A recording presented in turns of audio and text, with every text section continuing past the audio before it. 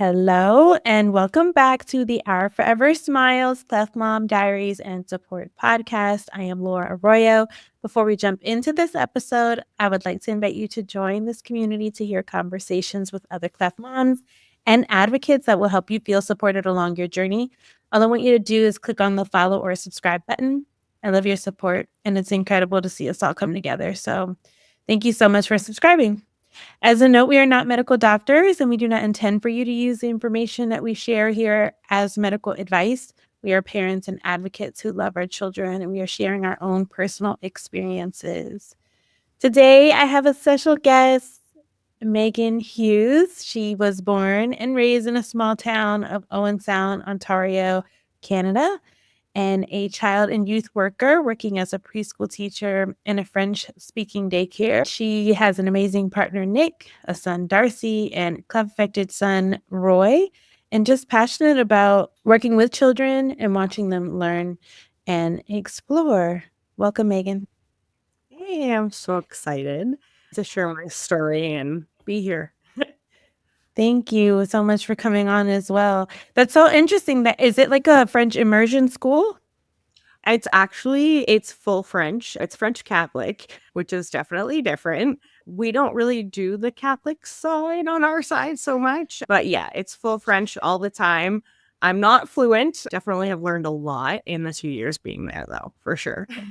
Oh, wow. Okay, so because I forget, in Canada, you all speak French a lot. Yeah, so we generally learn it. It depends on the province where you live, but for the most part, I took it until grade 10, I think is the requirement right now. Yeah, it's a good thing to learn though, for sure, because it does come in use a lot. Yeah. And so if they're full French, and then do they just speak French all day there, even with you, or are you forced to try? We're forced to try as much as possible. Obviously, I learn from them as much as they learn from me for some things. I did school age first, and they taught me a lot. They love to harp on me when I pronounce things wrong or if I made a mistake in my sentence. But yeah, no, it's encouraged. A lot of our families are English speaking. It's not necessarily their first language at home, but we do have some first language families for sure. And it's just to prepare them, to encourage them to go to school and be in French immersion or in French if that's what they choose. Yeah, I love that because I've always wanted to do that for just my daughter. Not French, but actually Spanish, because I'm Spanish speaking. Yeah. But I'm like second generation. So it's kind of like, what's like the errors or the habits that I've picked up in the language. She's like, it's hard to teach once you like ruin it. I For don't know. sure. Yeah, definitely. When you get caught in those linguistic mistakes or whatever, and they're like, hey, it's so funny. Yeah. My mom is always like, why don't you teach Giselle Spanish? And I'm like a lot of the things you never corrected me, you've allowed me to say wrong for so many years. And I don't want to be this idiot like trying to teach someone. Yeah, like, and then my kid goes out there and they're pronouncing things wrong, and they're like, "What do you?" My mom. That's what my mom said. Literally terrible. But yeah. So okay. So is your son Nick older than Darcy? Is Darcy your younger? Oh no, Roy Nick is. Sorry. Nick is my partner. No, that's okay. Darcy is older. Yes, he's 4. And then Roy is 10 months right now. Darcy has been amazing. He is from a previous relationship with Nick, and we have him 50% of the time. He's awesome, though. Oh, okay. So Darcy is Nick's son biologically, and you all are a blended family. Oh, that's phenomenal. I love that. We also are a blended family as well. My stepdaughter, Justice, she's 7, and she is from a previous relationship, obviously. And then now we have Giselle. And thinking about that, are those your only 2 children, like between both of you?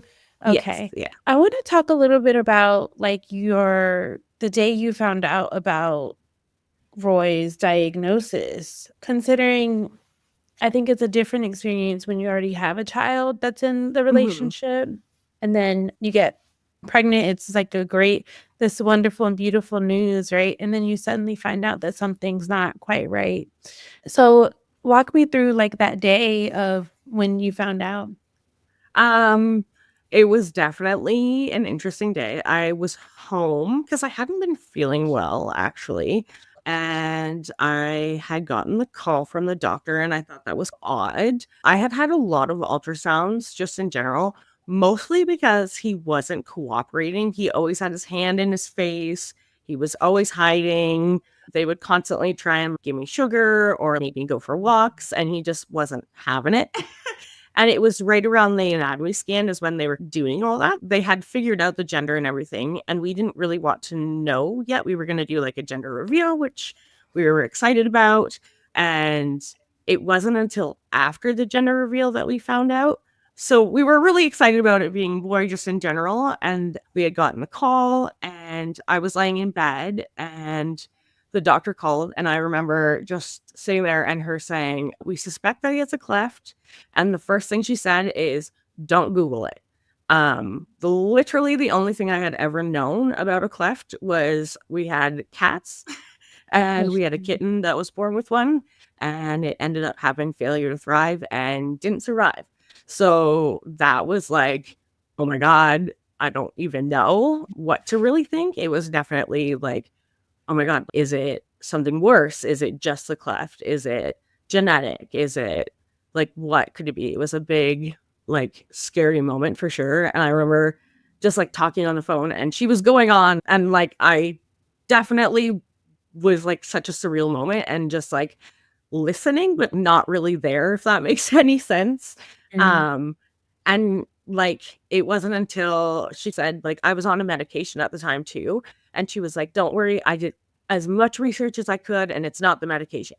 And like, it instantly was like, okay, is it my fault? Is that what she's trying to like? Is that, Yeah. like, you? I like began to like place the blame on myself, and then like I was like, oh my God, I have to call Nick. Like, this is wild. I can't believe this. And I called him, and he is such a down to earth, relaxed dude. And I'm always like the anxious, thinking 5 steps ahead person. And he was very much, it could be 100 times worse.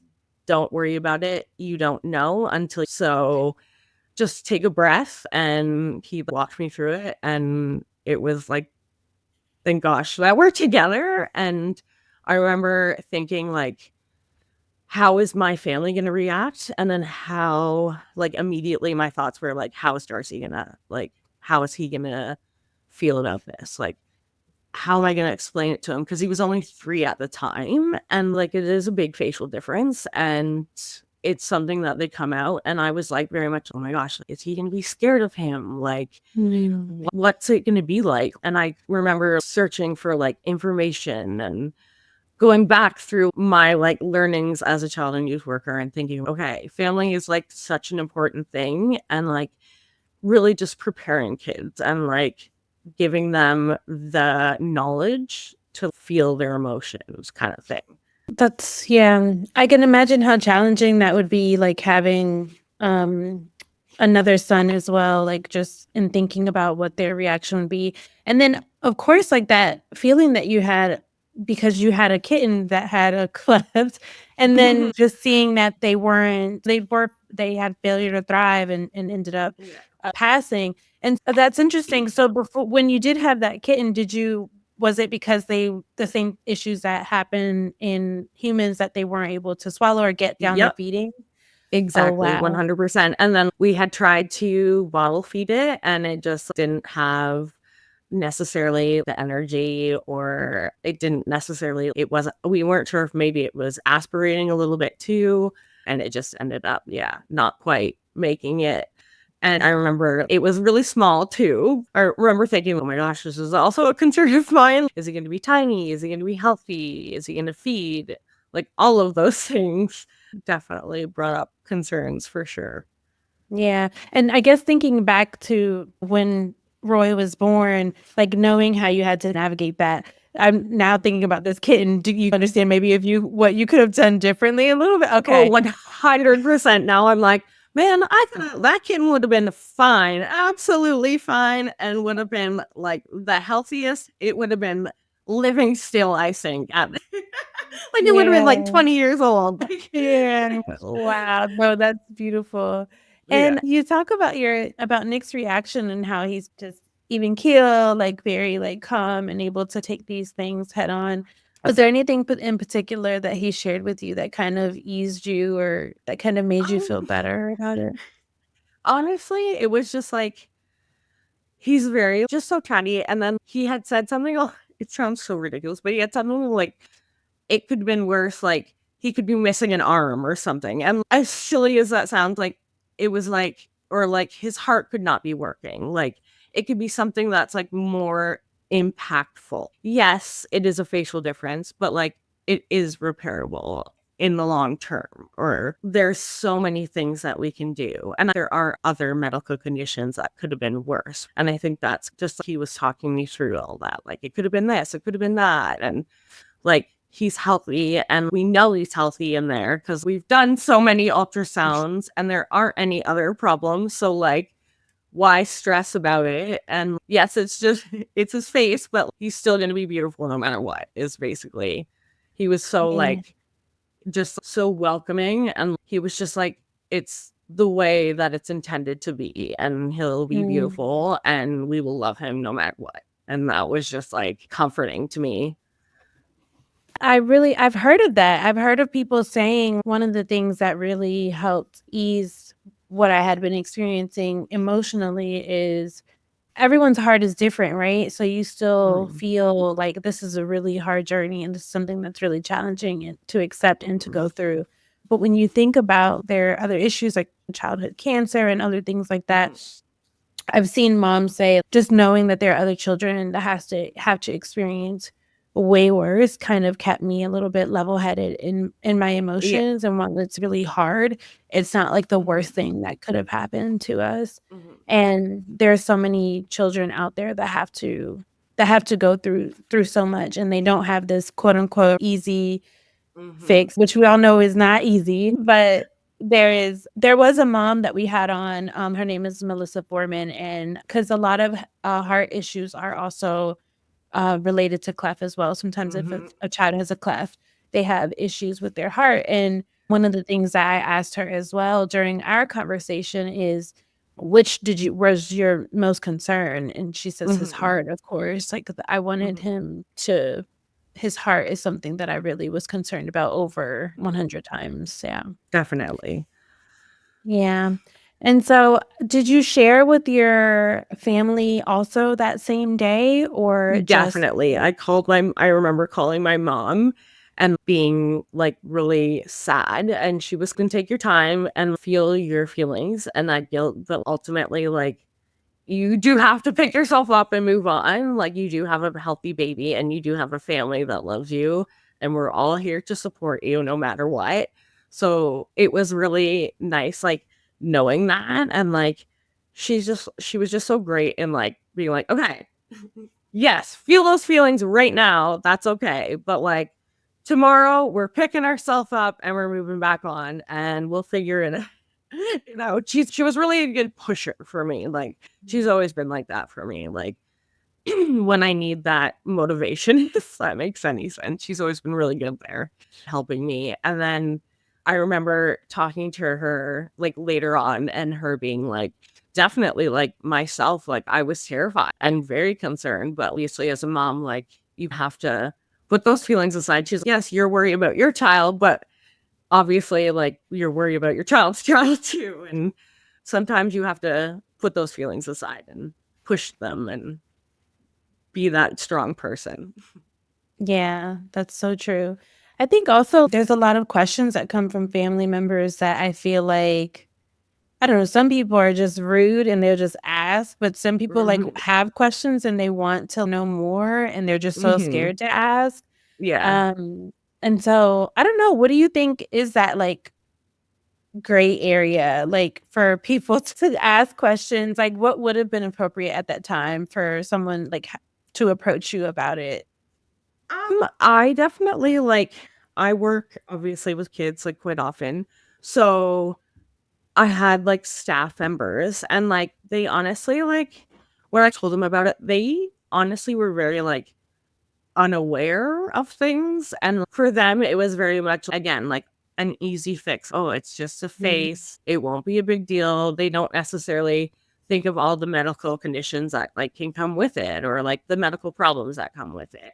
So it was hard to navigate that. And you'd have people that were very much, they wouldn't ask questions. They would be like, oh, okay, interesting. And they do their own research kind of thing. And then you'd have those people who like definitely would push boundaries and they'd be like, oh, interesting. And then I remember I had a girl who said, oh, she said something along of God didn't give him the good chance or something. And I was like, pardon me, like, it's fine, he'll be fine. And I just remember like her like asking questions like, oh, what will that mean? Can he feed properly? And will he be able to drink from a bottle or will he be able to breastfeed and all these things? And I'm like, I'm very much like open. So like a lot of questions don't really bother me. And I know like some people definitely do have their boundaries and they do get uncomfortable and definitely putting that out there. But for me, it's about educating. Even if people do ask me that question that makes me uncomfortable or I find rude or whatever, I'm very much like, well, maybe it's rude because they don't know and they're just not educated enough. It's not necessarily the sense that they intend to be rude. It's that they don't have that knowledge. So I give them the benefit of the doubt a little bit. And I'm stirring back for sure. Like I'm very much, okay, maybe you shouldn't say that. Or I will say, oh, that wasn't the best way to word that question. For sure. I'm very much like a stand up for him. I'm a stand up for the whole situation for sure.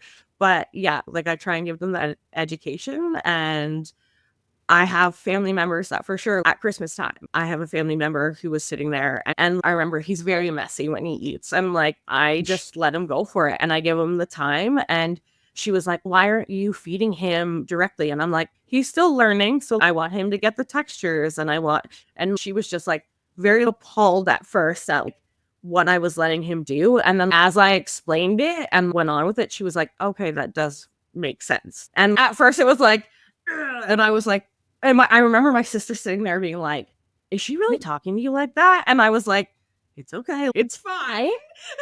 And like, they like kind of thought like, oh my God, is it going to get heated? And I'm like, no. Like, I just slowly was like, this is why. And like, slowly as they came on, they were like, okay, that makes sense.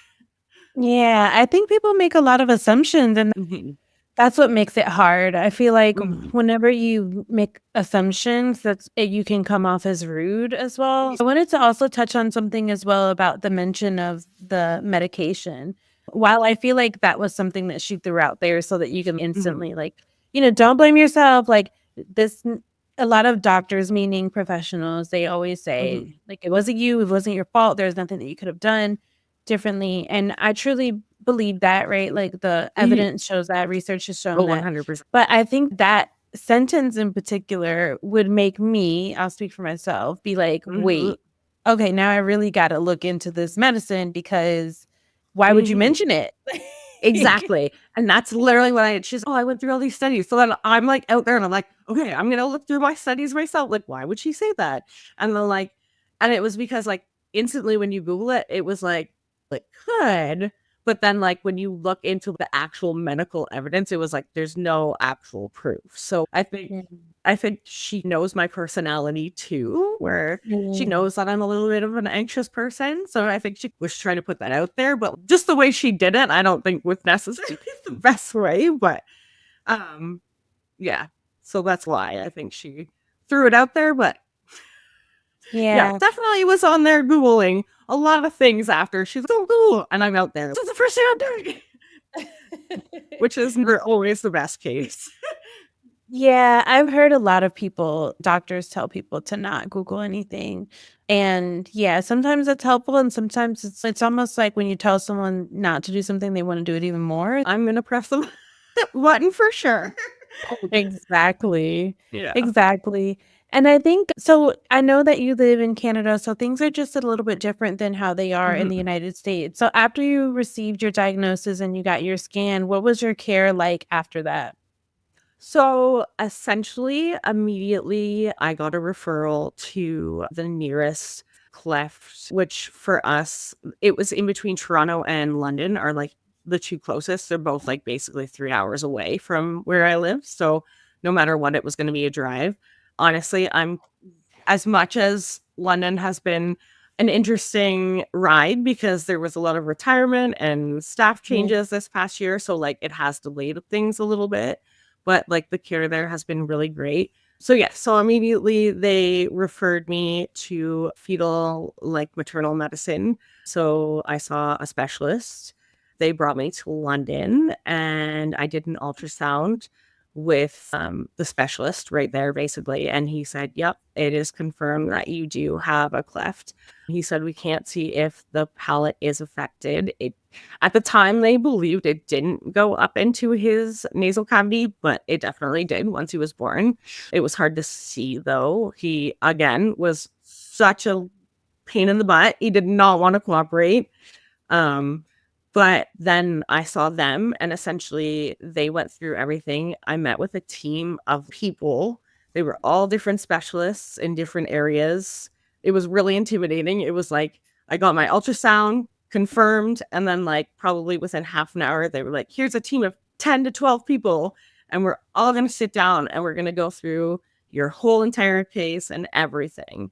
And then they send you a report through an email. And then because he was a healthy baby and I didn't have any other concerns, they did decide because I have a bit of a history of heart conditions in my family. So they decided to do, just to be sure for everything, they decided to do like a echo and all the heart monitoring, all of the extra monitoring that they could. And I essentially just went to the doctor there twice and I had met with the team and they had cleared me and they said, you're good to meet with your regular OB in Owen Sound and give birth in Owen Sound and continuing monitoring in Owen Sound. And then essentially I just had to go back to London closer to the end just to monitor his growth. He actually was quite large and they weren't sure if they were going to have to induce me early and if there would be any complications from that. Because if I was going to go full term, they were assuming that he was going to be like over 10 pounds. So they weren't sure what they were going to do there. But eventually they decided to induce me just a little bit early and just everything worked out really well that I could still go with my OB team. And then essentially I had my Cleft team in London that would email me and essentially they sent me pamphlets and information. And if I had any questions, I just would email them, text them, call them whenever I needed, and they would answer them. And then essentially I didn't have to really do anything until he was born. And once he was born, that's when they prepared me, assuming that he would have to have a NICU, say. They assumed he would be in the nursery just because of the feeding and the complications that usually they have with feeding. But because he had no complications, I ended up having no NICU, say. I was just in the hospital for a regular amount of time. We started with finger feeding because I had a lactation consultant come in and my goal was to breastfeed. So they wanted to try. He wasn't latching super well, but they still wanted to keep trying. So they did finger feeds at first. So it was like a tube on my finger and a syringe, and I would just slowly put my finger in his mouth. He would suck or try to. Obviously, there's no real suction there. He would just tongue and feed that way. And he did really well to the point of where they were like, he's wanting way too much. And I was like, you know what? A happy fed baby is the best baby for me. So I had issues with my milk coming in right away. So I was like, you know what? Let's do it formula it is. And we'll do a bottle. London had sent me Dr. Brown's bottles to try and use. And luckily they worked amazing for us. We had no issues with those. And he was eating like a machine and pooping and peeing. So they were very happy with him to go home immediately, basically within the 48 hours after my C-section. Yeah, it was crazy. I was like, oh my gosh, this is wild. Like, He ate very well, had no problems. We had the pediatrician come in, the resident come in, visit when I was in the hospital, the lactation consultant. She was like supposed to be a feeding specialist. She came in too, and she was like, I don't see any problems. So honestly, like I got very lucky in that sense. Like I know it can be a bit of a struggle at first for some families, but he was a hungry dude and he hasn't stopped eating since, I will not say. Yeah, that's funny.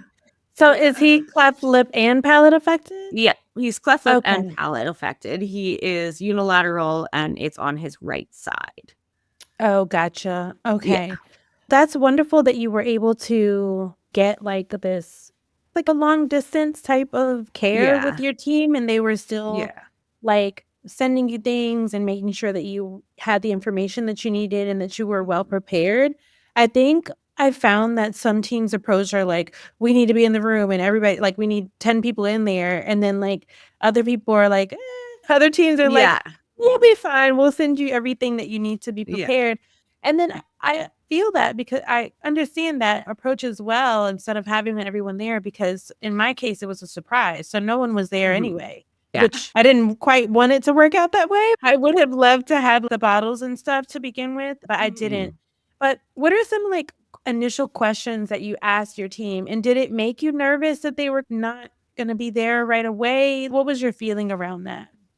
Honestly, they were really great. I did have a social worker. So I have quite the team right now. I have my speech and language pathologist. She's the one who leads the team for us. And then we have the orthodontist. He does like a lot of the taping, any of the devices. And then they actually have a social worker as well who is basically there for you emotionally. She makes sure if you're having any family dynamic issues because of the complication, she is there to honestly answer any questions, support you financially if you need funding to help with anything. She was there.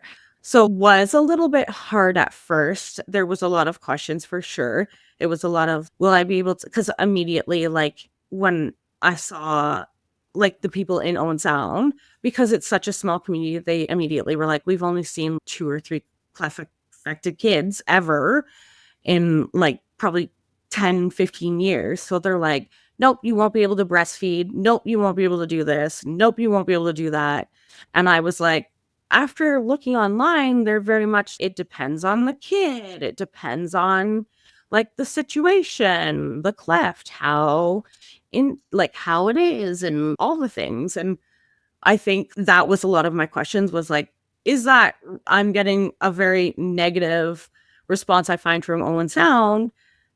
Is that true? And London was very much, no, like it's all about you and your baby. You try, you do what you feels like might work, might not work. If you don't want to try it, don't try it. If you think it's going to work for you, try it.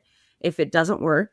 And I think like they very much set me up for success in the sense that like they let me really know that you have to try and fail and you will fail and things won't go the way that you want it to. And unfortunately, that's babies. As much as everybody says, I have my baby on a schedule and they nap this time, the babies do their own thing. They are on their own jam and you're along for the ride. As much as you would love to not be, it's a baby thing. And as much, and he was very much, it's very much like a normal baby thing in that sense. So yes, you would, with everything, you have to try and fail and you will, and that's okay. And we'll figure something out. There are alternatives. And I think that's where I was grateful for them that like, just keep trying, keep pushing. It will work out.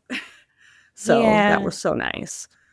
I think that's definitely something to share. You're not in control as much as you think you are. And like, you try, right? You have the ability to try. You can try whatever. And you should, because you're right, it is baby. And you have the right and the ability to make the decision and to advocate for your child. And then also you have to also relinquish control, because sometimes you plan. And I always tell people, I watched all the videos, like all the birthing videos. I did everything that I was supposed to. But it was beyond my control that I was going to be in labor for 36 hours or 3 days. Like I, That's not even 36 hours. It was legit 3 days. And so I didn't know that. I didn't plan for that. Yeah. Absolutely. So that's why I love these girls that I'm all for a plan, but because I am very much for a plan, but I love these girls that have those laminated birth sheets and are like, this is exactly what's gonna happen. And you're like, girl, reality is gonna hate you, unfortunately. And yeah, things do not go to plan. So funny. Unfortunately, It is such a joke too. Like, let me. I can't tell you. I remember one of my friends being like, join a group for your birthday. March, it'll be like your March baby group or whatever. And I remember joining it and being in the similar stages of these moms and them writing out these birth plans. And they're like, do you think this is great? And I'm like, yeah, girl, that's great. But what's your alternative? That doesn't work. That was me. That was literally me. I had all my plans and people do tell you, people are like, oh, you got to be okay if it doesn't work out. It does. And I'm actually more like you, like where I like to have a plan, but I'm also okay. Like if things don't necessarily go exactly how I want them to go, but I have to mentally prepare that like this could go a different way. So yeah, but I had it all. But then now that I know, like now that I've gone through this experience, I'm like, it's really like you need to have a really loose plan. Like you need to like yes, definitely. Oh boy, yes, definitely. Yeah. But I just remember like handing the papers to my midwife and I had always wondered why she like didn't care to read it. She was so sweet and so nice. She did everything for me and I loved and I adore her. But anytime I brought up this paper, it was kind of like she was just like, yeah, what? Yeah. It's like a napkin, okay. Like, sure, girl. Because she knew. She was like, yes, right, that's awesome. It's like, you just people have handed me one of these and literally it's been used for nothing. So yeah, that was me.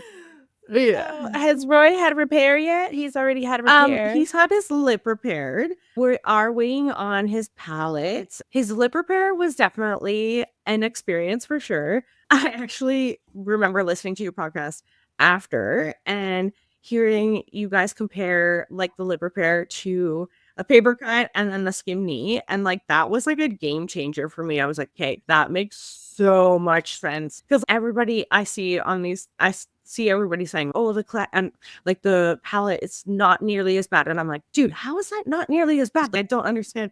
And I just remember the lip repair. I was like, okay, we got this. I'm strong. I can do this. We have it. Everybody's like, okay, prepare yourself. It's emotional for sure. And I was like, I got it. We're strong. And then I was good. And then I remember it wasn't until after the anxiety, like finally was like all the emotions like flooded in and being like, wow, that was intense. That was intense. You don't realize like seeing your child different for the first time, just seeing them in pain and like managing the medications and just like advocating for them and then being up in the night, making sure they have their medications. And it was definitely like a wild ride for sure. And I'm definitely more prepared, I feel like, for after that experience. And I feel like if we got through that, we can get through a lot of things together. And my family was so great. My mom came and stayed with us for a couple days to help out. And Nick took time off and we ended up only being in London we went there for it. And he had his repair done early in the morning.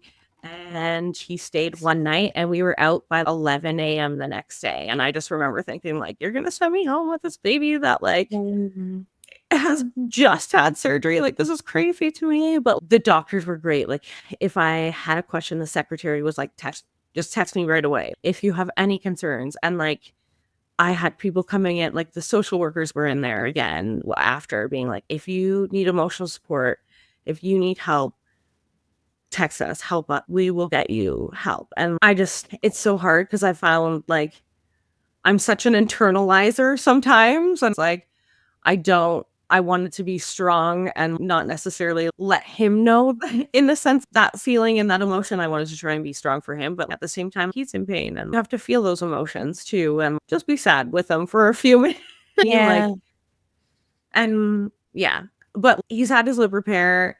His palate repair is supposed to be scheduled for around April. Mm. So around 14 months. Oh, yeah. We're kicking butt are trying to on the bottle. He is still a bottle kid. He loves his formula. He will not get rid of it.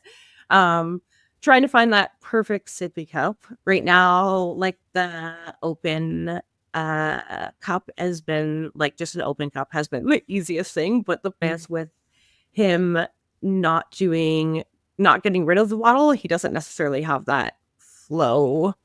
So it's very spilly, but we're still practicing, doing lots of practice and trying different cups. He's in daycare, so they have tons of different options that they're like, let's try this one today, give it a couple days. And they're really great. They have an extra staff in there right now that's able to actually sit with him during lunch and really work on it with him. So that's really helpful and really nice. Yeah. You mentioned listening to the podcast. What are some other things that you did to prepare for lip?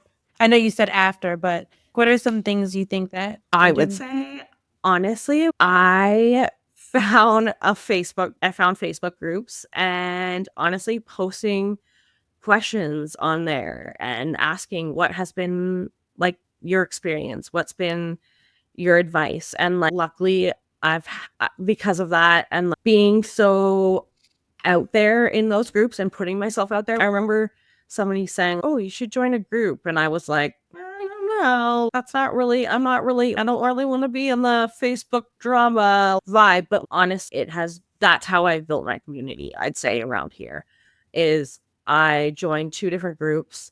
And luckily, there's been some Canadian moms. They've either reached out to me on Instagram or through Facebook Messenger.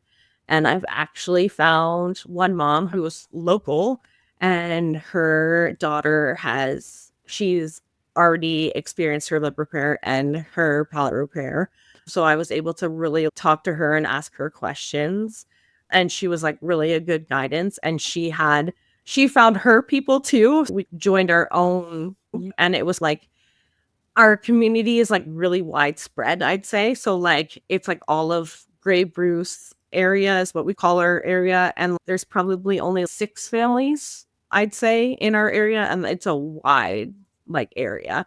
And like we all are in kind of different stages. And we have a group on Facebook or like a messenger kind of group. And if we have questions or if we want to share, we just post in there and it's become like our little family, like our little Cleft family that's like local. And just honestly reaching out, it seems crazy, but reaching out on social media has been like insane. And even just I remember posting him for the first time and being wary about it and thinking, what are people going to think or say? And then getting such a positive response.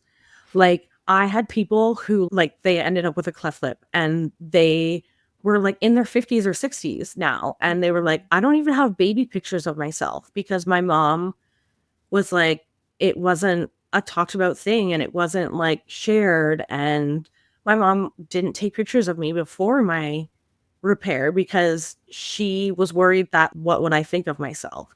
And it is so beautiful to me that you share, pictures of your son and that you're proud of him and that you love him no matter what. And I had so many different people reach out to me and share their stories. And it was like absolutely amazing. And then even a couple adults that in our area that I don't even know reached out to me and they were like, oh, I know so-and-so and they saw, and I have a cousin that was born with a cleft lip and palate, and like, your son's so beautiful, and like, it's so nice to see like another family that's sharing it and joining it, like sharing their journey, and just like little posts like that, like at the beginning was like, wow, like it's definitely like it was encouraging and impactful for sure, and like me feel a little bit better. Yeah, community is so important and it's so valuable. We have a small Facebook group as well for the Triangle area in North Carolina in the United States. And I run that group as well. And we get together, we try to connect families. We have a wide range, right? There's so many people from so many different areas. So we try to, every month, we try to do different meetups at different locations. And I know in Canada, it's some people are further away or closer, but I do have a mom that is looking for a resource. So it'd be wonderful to share her information with you to get connected to Yeah, that for group. sure. And just speaking of Canada and just the way that things are so different medically, the medical system is so different in Canada. So were all of Roy's surgeries, are his surgeries going to be free? Yes, they are all free. They've all been free. Honestly, the only thing we really have to pay for is medication. And for the most part, because he has a prescription and he has medical, like what they consider. So it sounds intense, but he's a part of a program and it's like children with severe disabilities is what they call it. He does have hearing loss that's due to the cleft palate as well. So that's also contributes to that. It helps with funding and stuff as well. So like it helps cover like his medical costs. But like for the most part in Ontario, if you're under the age of 18, for the most part, like your drugs are pretty covered even if you don't have benefits. It's interesting the way it works, even if you don't have insurance. It's if you're a child for the most part. If you're an adult, it's a little bit different. You do have to pay, but they have obviously the generic drugs is what you pay for. So it is a little bit cheaper rather than paying for like the branded drugs. But yes, Gotcha. all of the only thing we've really had to pay for is obviously the cost of travel. And then that's pretty much like gas and then like accommodations. And But if you do reach out, obviously they can help you with that as well. But yeah, it's free, which seems crazy to me that you guys are paying such substantial prices for surgeries that are definitely needed, yeah. required. How does one, so I remember you mentioned that your OB referred you to your cleft team. And is that how it Mhm. typically works for all patients, Yeah. or how do people Yeah. get connected? So generally, yeah, like a general practitioner, so like a family doctor. And then if you have any issues that are needed specialists, essentially, as long as your family doctor or like your general practitioner sees the requirement for that, then they will send out a referral.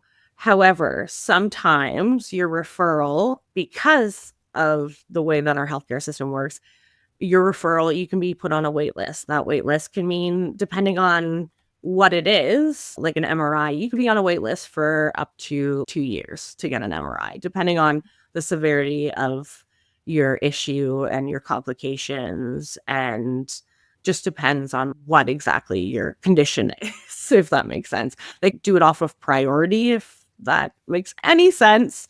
And then obviously, like, the more referrals you get sent. So like I see like our family doctor, but then I also see a pediatrician. Mhm. So I can get a referral from the doctor and the pediatrician to put two out. So then it seems like twice as urgent, if that makes sense. So like Gotcha. we a bit further up on the waiting list for certain Mhm. things. And then obviously it depends on their condition, their hearing, like all the complications. So Yeah. we are supposed to see a geneticist. We were referred when he was 3 months old, and we're still waiting to see the geneticist.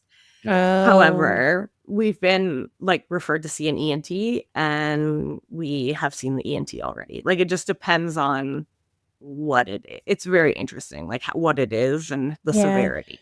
Do you all have NAM treatment there? Did Roy go Yes. through that? Okay. He didn't go through that himself. My team, the plastic surgeon retired. So they had a new plastic surgeon come in. She is very young and she's very educated. She's very like researched.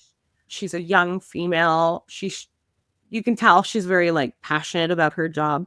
She goes and she travels to Africa. She does clinics all over the place. She was flying back and forth to BC to do cleft clinics out there. And she said I wanted to put a halt to that, just because of our distance too. We don't have anyone in the area that would be able to see him to do any adjustments if he had any complications from like rubbing or like sores. There's no one really in our area to do that. And just because of like the travel and stuff, and because she's new and she is like trying new things, she's experimenting, I guess. I've done a lot of research, and I don't necessarily, I find taping to do very well. And so we just did taping, and she was very happy with the results. Started around, I think originally it was 8 millimeters, and they wanted to get to half. And he got down to, I think, like 3 for his Wow. lip with just tape, Wow. which was so like we were really impressed with it.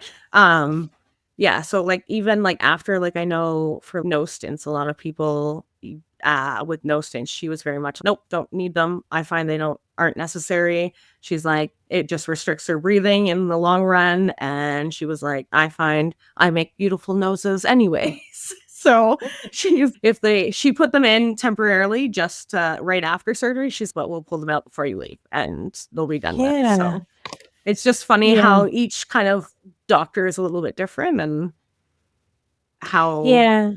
they have their preferences. Yeah, for sure. I find that some of them have definitely different preferences. What is something that you wish people knew about children that were born with the cleft lip and palate? I would say honestly that the number one thing is that it can happen to anyone for personally. And I would say that there are medical complications. I find that like a lot of people don't understand that they think it's just a repair and that it's 1 or 2 surgeries, super simple, and they grow up and they're good. They don't necessarily think of all of the complications that come along with it. There can be hearing loss, like you said, there can be heart conditions, there can be Mhm. lots of different things. And like we've gotten pretty lucky for the most part. Like he does have his hearing loss in his left ear, and he does have a little bit of like fluid in his right. So he does have conductive hearing loss in that ear. But I think honestly that there is other things that they have to go through, and that like it's a surgery up until they're adults, like that they're tough little kids.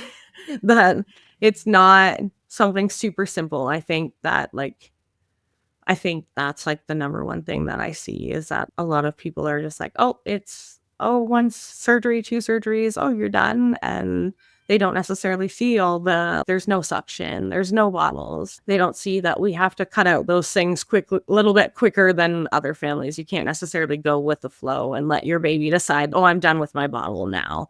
It's a little bit more pressure. And I think that that's a big thing for us. Yeah. And what has your journey taught you? What of all of I would this? I'm sure you weren't expecting this, right? What has all of um this taught you? I would say it has taught me a lot of patience, and it has taught me to be welcoming of everyone and that you don't know what people are going through.